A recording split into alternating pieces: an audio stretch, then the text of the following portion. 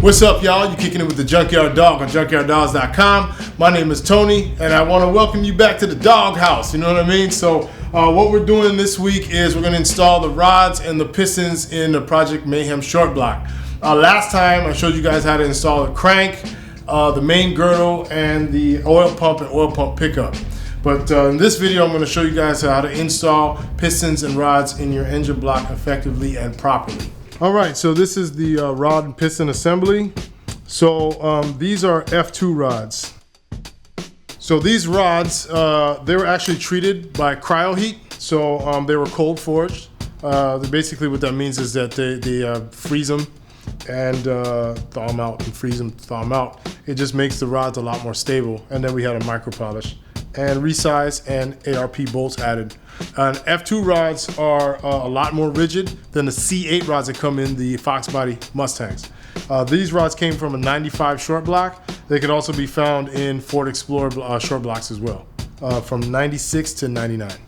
So the pistons we're going to use that you guys are probably familiar with is stock forged pistons from an 89 Fox body.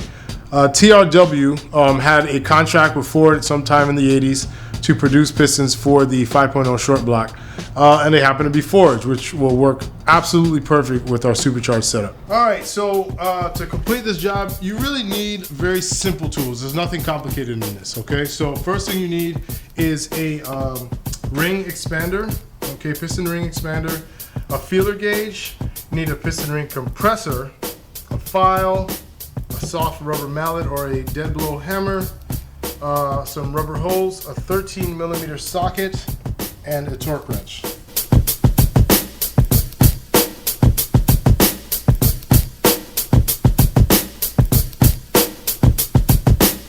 All right, so this is a bore. This is where the piston goes up and down, okay? So the crank rotates and pushes the piston up, and when it turns back down the other way, it brings the piston back down. So when you hear car guys say that my engine is 30 over, what that means is that this bore was bored 30 thousandths wider than what it is right here, okay? So that just means that they're doing that to take out any imperfections in the bore surface, because it has to be absolutely perfectly smooth, or you're gonna get like oil blow by and it's gonna consume oil and give you a lot of problems. So we actually had a really good block. We got it out of Ford Explorer, driven by soccer moms. She's not ever seeing 4,000 RPM. I mean, come on, you know? So we didn't have to bore this over. It was actually in very good condition.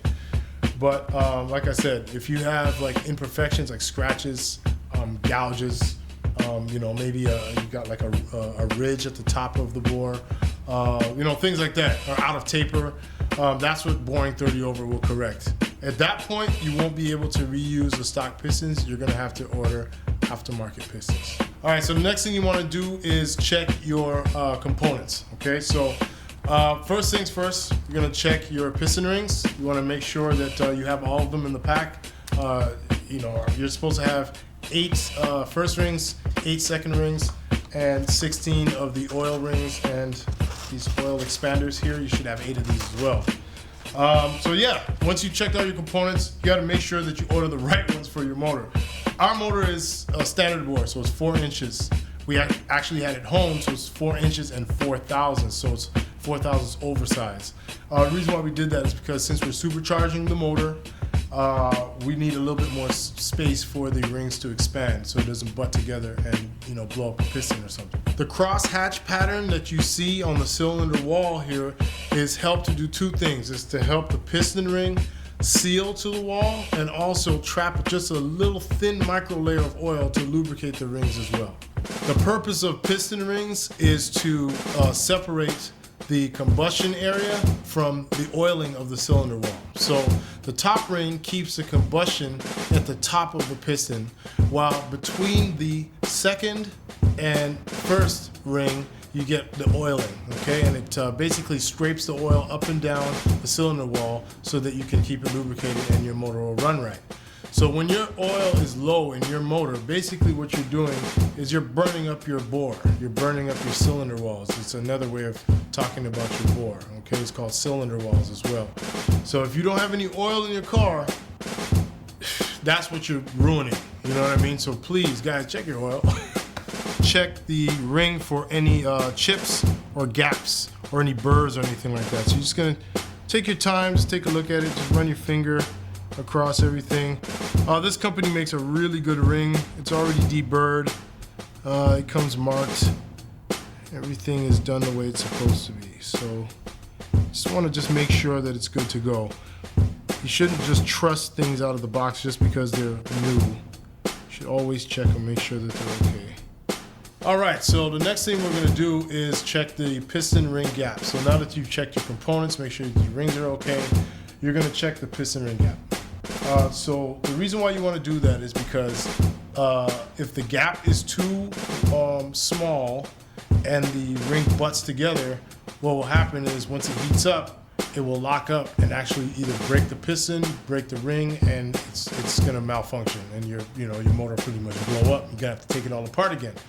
If the gap is too wide, on the other hand, you're going to have a lot of blow-by. Blow-by meaning you'll have combustion gases from the cylinder heads and whatnot going into the crankcase, which will foul your oil and make it smell a certain way, and break your oil down a lot faster.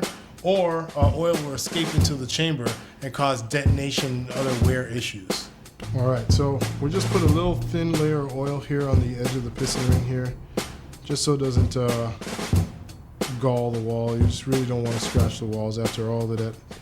So that dot faces up, okay? So what you're gonna do is you're going to install it about an inch down into the bore. Doesn't have to be exactly an inch down. So you're gonna come like this, and you just lightly push it together, get it in the bore just like that. Now you can't have it crooked or you're not gonna have a good measurement. So you're gonna take a piston, and you're gonna put it down about an inch. Use this one, just like that. Okay. Boom. Okay. Once you got it an inch down, you're going to take the feeler gauge now. What a feeler gauge is an interesting tool. Really all this is metal with different thicknesses so that you can actually check the thickness of the gap. So the gap that you're actually checking for is right here. So basically what you're doing is you're taking these metal feelers and you're sliding in between the gap until you feel a slight drag. Let's try 32. 32 sits in there and drags just enough. Doesn't hold it tight. Get 32 in there. So it's 32 thousandths is what we are measuring for our gap. So ideally, you want your gap to be for every inch of bore, you want 4 thousandths. So actually, ideally you want 16 thousandths for a naturally aspirated motor, and you want 6 thousandths of clearance for every inch of bore with a supercharged application, which would make 24 thousandths. Now, in this instance, according to the manual, you're still in the green as long as you're under 40 thousandths. Okay, so we're still in the green. So we're going to go ahead and move on to the second ring. All right, so once you've determined the gap for the upper ring, record it, write it down, and do one at a time. The reason why you want to do that is because it just makes things a lot simpler, and you want to measure the ring for that particular bore. So don't measure the ring in bore number 1 and then try to use it in bore number 3. Don't do that. Okay, we're gonna keep what we measured for that bore with that bore, so we're aware of what's going on there. Okay, so when you're installing the piston ring, sometimes the rings from the factory are not the right size for the bore. So what you got to do is use a file and then widen the gap. Now you want to use a really fine file, not a very rough file, and you also just want to take just a little bit off at a time rather than doing too much and then realizing you went over. Okay, then you got to buy a ring set again. So basically what you're going to do is you're just going to firmly press both sides against the file and pull it.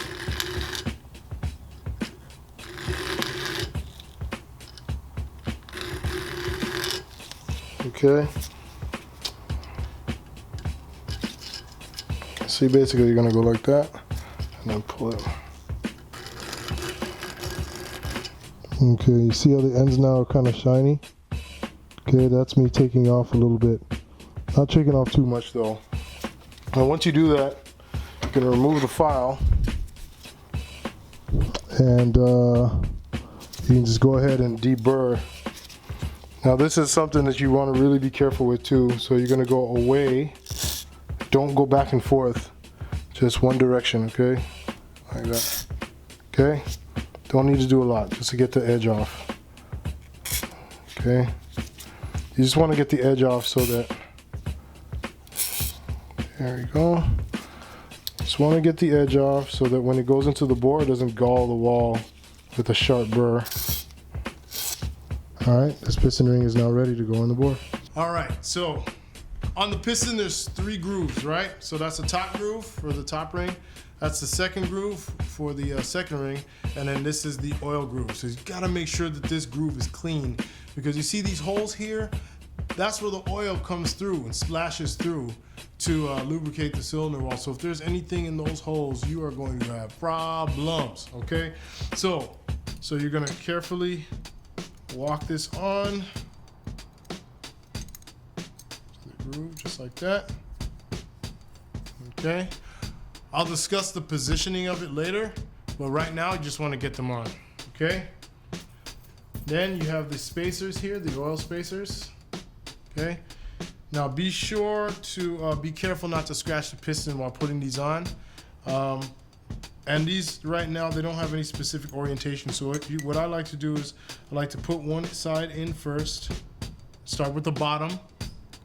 So put it at the bottom side, as you can see. Start with the bottom and then walk it all the way around, okay? Now you're gonna wanna hold the tip of it like this so that you don't scratch the piston, okay? Then once you install the one on the bottom, install the one on the top as well. Like this.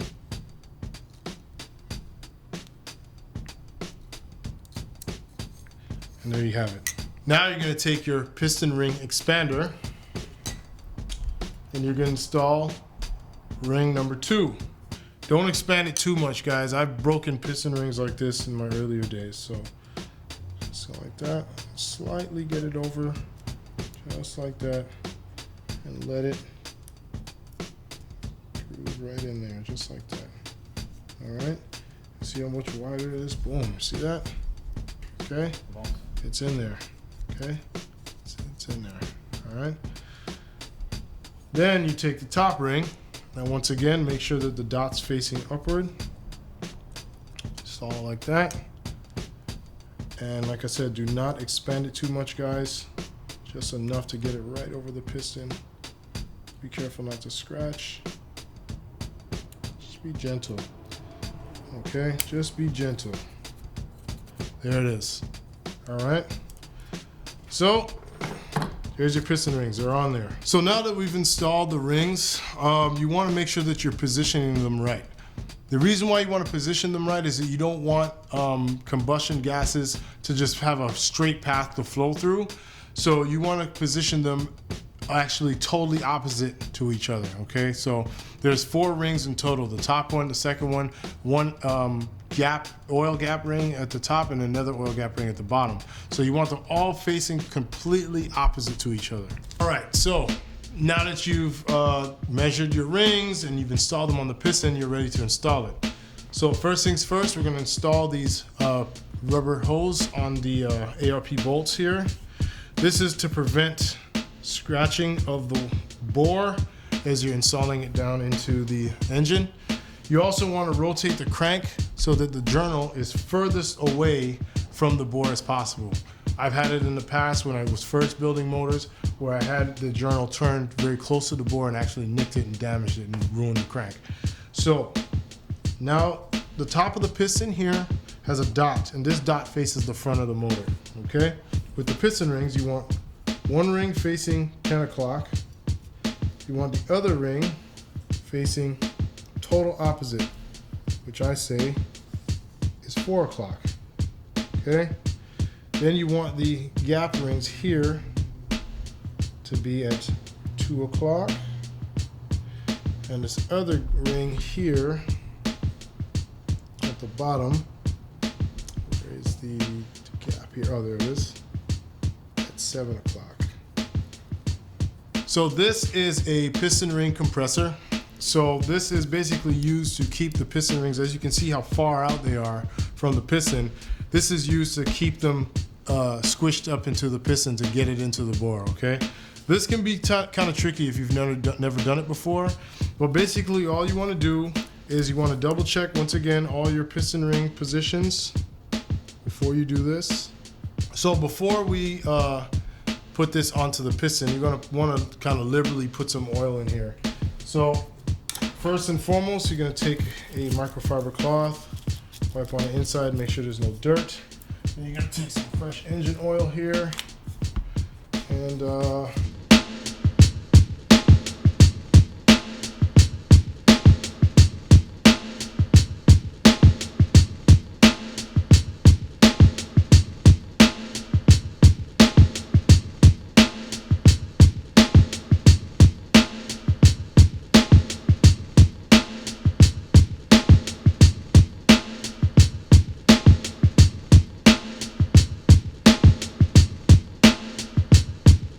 next thing we're going to do is put a little oil on the cylinder wall here too.